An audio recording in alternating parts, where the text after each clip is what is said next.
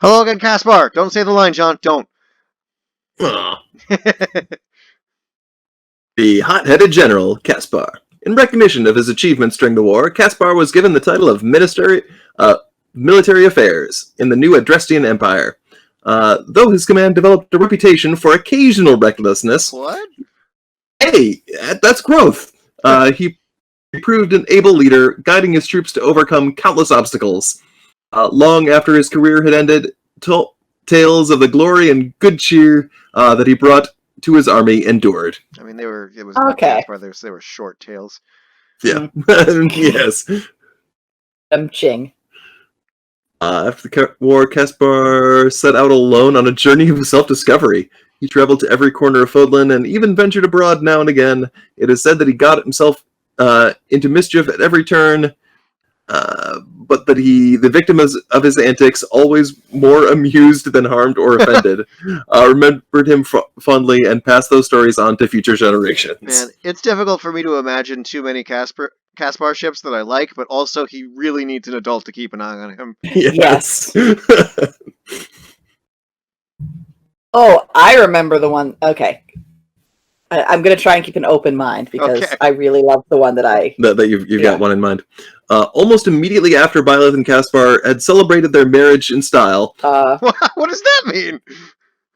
They had a good party. What's wrong with that? I imagine a Caspar wedding that's done in style involves a boxing ring.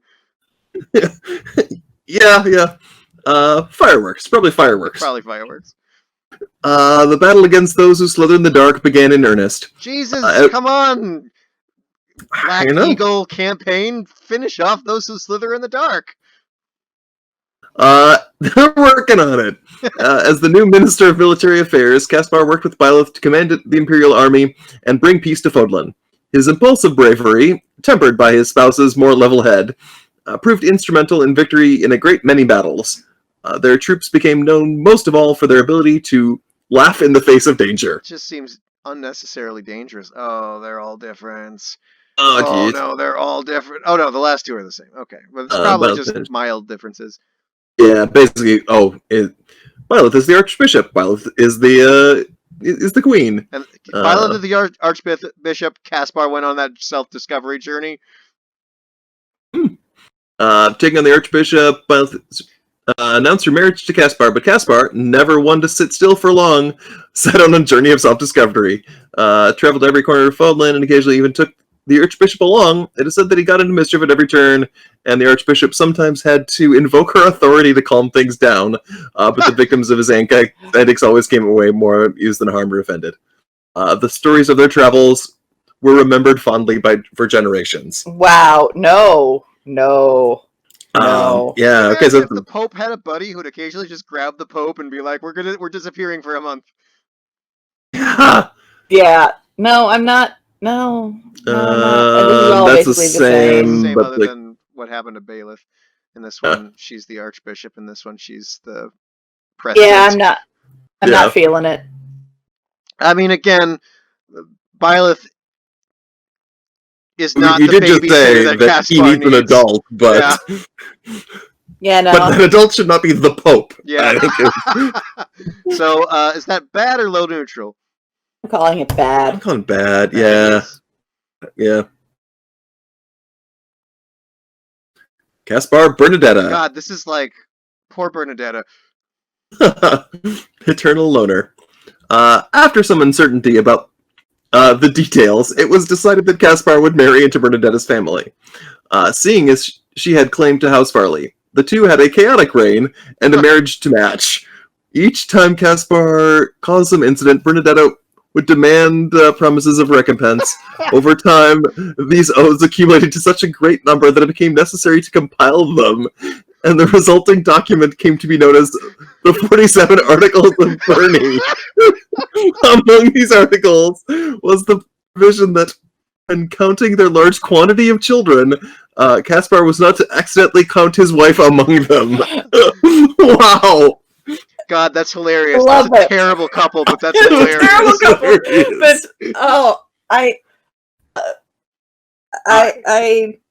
but that's some Bernadetta growth right there. That's I think I love it. I think I love it. I feel like it is Bernadetta growth because she's arguing about it rather than just being scared about it. Oh no! I would not. Is this actually a good ship? This is a good ship. It's garbage, but it's great garbage. It's the best garbage. It's a garbage ship. It's Yes. garbage It's in a like crack. a porcelain No, trash can. No, let's be. This is a crack ship. This is an actual crack ship. So good. Yes. Wow. Wow. Come on, the 47 articles of Bernie. Yep, That's some right. growth, okay? That was it. All right, and the mystical songstress Dorothea. Achievements during the war. Caspar was given the title of Minister of Military Affairs in the new Adrestian Empire. Though his command developed a reputation for occasional recklessness, he proved an able leader, guiding his troops to overcome countless obstacles. In his personal life, he began to spend a great deal of time with Dorothea, who would return to the Middle Frank Opera Company after the war. When her efforts brought the opera house to the peak of its resurgence, it is said that Dorothea relinquished her position as songstress in order to retire with Caspar. They are rumored to have spent the rest of their lives together. Now check the Blue Lion one on this one. Caspar sent up Discovery. Not as different as I thought it was. They actually had really good supports. And they had basically agreed to get married by the end of the supports, where he was the whole thing was basically all about him like, no, I need to, make my mark and achieve. There was like a bunch of respect for each other in the sense of he was going a particular direction. She's like, yes, I'm here for the same thing. I'm going to marry well. And we're, like complete respect for each other in the just like growing up. Not really growing up so much as like having goals. Like respect for their goal, devotion to goals. Actually, like put him as a person she really wasn't going to marry, and then I liked them, and this is not a very good written ending. I forgot that the ending wasn't written out very well because it acted like they got together later. Yeah, poor Dorothea. Almost all of her endings seem to be like this person that she likes went to the opera, and maybe they got married. Yeah. Okay, this wound up a lot more than I remembered it being. Oh well. So I'm going to say neutral on this one. Neutral. Yeah, neutral, because I could still see them, and I'm not actively put off by it, but I'm just not really. Also, I feel like when Dorothea talks, she talks in a way where there's layers to her words, and Caspar will never understand those layers. No. Yeah. Yeah. Only hear a small fraction of them because he's busy punching something. Yes. And the Queen of Brigid, Petra. Petra returned to a homeland of Brigid and inherited the throne from her grandfather. As ruler, she declared independence from Fodland and renegotiated Brigid's diplomatic ties to Fodland and Dagda on more equal terms. Ooh, she actually gets even more diplomacy in this version. At every step along the way, she was accompanied and supported by her husband Caspar, who had left Fodland behind to be with her. It is said that the people of Brigid were initially suspicious of the union due to Caspar's relation to a nemesis of their homeland, but that his tireless efforts on Brigid's behalf endeared them to him over time. It certainly helped that he made the queen very happy. Does anyone remember their supports? Yeah, their supports were almost entirely about how Caspar was like, hey, sorry my dad killed a bunch of your people. Yeah. Yeah, no. I mean, if I'm being honest, the ending kind of makes me believe it way more than their supports did. Yeah. It's the supports were just drag it so not that. Not there. Does it honestly, pull up to neutral? I think this is a good enough ending to bring me up to low neutral. Yeah, okay. I can see how it, what could be. It's someone. I think their energy level is compatible. How many diplomatic meetings does she bring Caspar to before she says he can't come to them anymore? 1. That seems about right. Yes. Ash. Oh, interesting. How about you are waiting outside? The Arrow of Justice. After the war, Caspar and Ash embarked... Hang on, no, I need to stop you. That's a way cooler name than Ash deserves. Yes it is.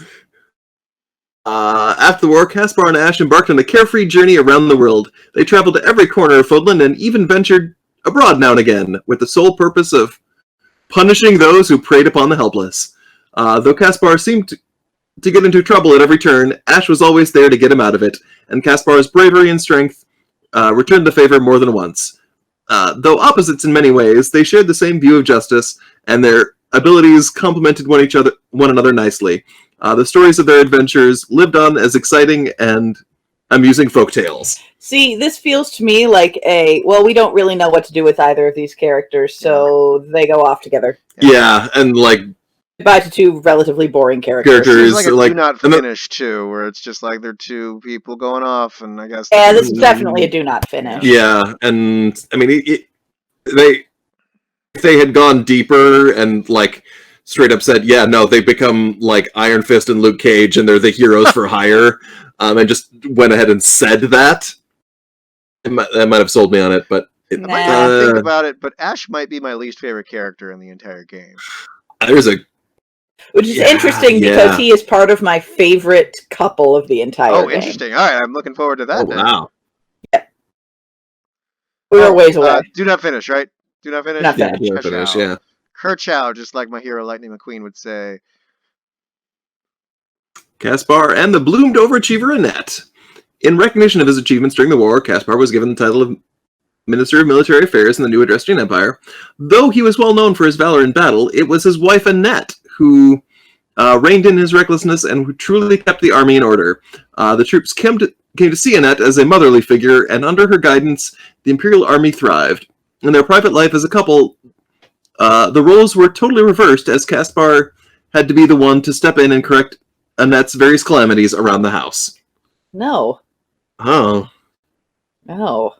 Wow, that doesn't... Okay. Well, let's try a different one. All right. Annette returned to her hometown of Ferdiad, where she took up a teaching position at the School of Sorcery and mentored many great sages.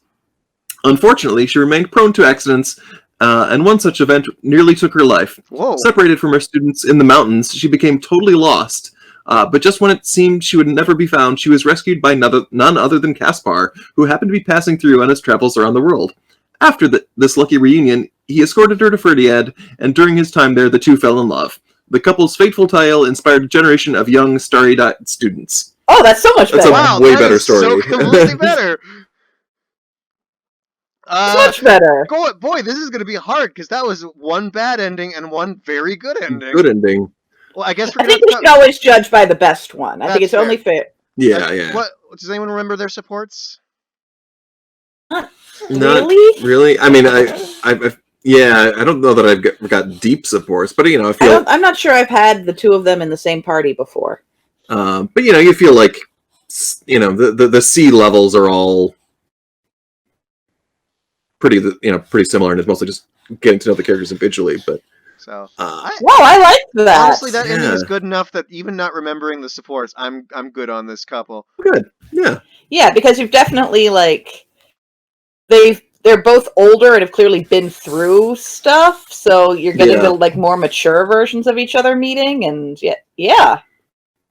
Okay, that's good. I like that. Yeah, I like that. Nice. They both have similar energy levels, but they're focused in different directions, so you can see them kind of reining each other in a little bit. That was good. That was good stuff. Yeah. That's still Annette.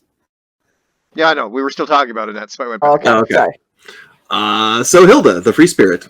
Caspar and Hilda, under no pressure to inherit any noble titles, spent the early years of peace after the war traveling. They journeyed to every corner of Fodlan and even ventured abroad now and again. Caspar's antics caused endless entertainment for Hilda, who loved to stand by and watch him fight or squirm his way out of trouble.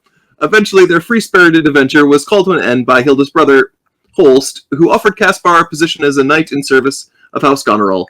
Caspar accepted, and before long, he and Hilda were married. The couple raised many children and were said to have a notoriously lively household.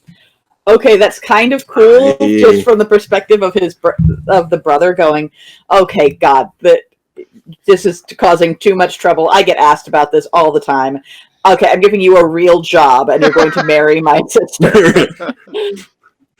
It's just there's wording there that's like, does Hilda view Caspar as a pet or like a toy? I think so, but isn't that really how any of Hilda's? How many people does she not view that way? I mean, that's the trick with Hilda, and that's why I like the Claude one so much. Is there's only a handful of people who seem to actually like be able to work on Hilda's level. Yes. I love the idea of them having a notoriously lively household. I like this. Yeah, I like it. I could go good on this. I can go do this. Yeah, I like it. I'd like to imagine a situation where Holst is like, okay, you can have my job, but you have to fight me first. And Caspar's like, oh, yeah! Yeah! It's like at Scrabble. Oh, no! Is the Golden Deer one notably different at all? Or? No, they were all exactly the same. Okay. Oh, okay. Right, yeah. All right, okay, yeah, okay. yeah, good brother. Caspar and Catherine. Oh. No, I think I just realized something that Audrey had said earlier. Go on. When Rhea absconded her post as Archbishop. Some weird phrase. Okay. What does that mean? She like stole it? She took it away? It's mine now. I live in the forest. I think that was a weird autocorrect moment. Yeah. I think it's supposed to be abandoned. It's supposed to be abandoned. It's supposed to be abandoned, yeah. Catherine resigned from the Knights of Saros and followed in order to protect her. They were joined by Catherine's new husband, Caspar, who had the same goal, and together they retired to a life of seclusion in the Red Canyon. Caspar and Catherine spent the bulk of their days farming and hunting, but since neither was content to go a day without wielding a weapon, they sparred routinely. The sound of their swords ringing out in time with Caspar's heated cries was heard daily across the valley. See, I like the idea that she just beats the shit out of him on a regular basis, and they're both kind of into it. They're kind of into it, yeah. These are probably going to be slightly different endings. Yes. Totally different, yeah. Catherine resigned from the Knights of Saros and traveled across Fodlan with Caspar. They dedicated themselves to defending the helpless wherever they went, and in time the names Thunder Catherine and Inferno Caspar were known to all the world. Legends of their adventures became so popular and well-known that even catchphrases such as, "Face the Wrath of Thunderbrand," and "Hey, that's not your sword," were recognized and were recounted in the stories that were passed down for generations. Yeah. Okay. I mean, I really like that, but also that they don't really seem to hook up in that one. Yeah. I think we're going to be suffering from a lot of Catherine do not finishes. Yeah. But I mean, this is the get married in the other one. Yeah, so that counts. Mm-hmm. This is the more interesting. Caspar and Ash go off and become crime fighting buddies. Yeah, I would say since they get married in this one, I'd be willing to accept that they get married in this one far easier. Yeah. And God, those are good nicknames. Hey, that's not your sword is a great catchphrase. So basically, she has taken a not particularly good character and elevated him to like Sokka level. Yes. So well done, Catherine. What a hero. Yeah, so I say good. Yeah, I'll say good. Yeah.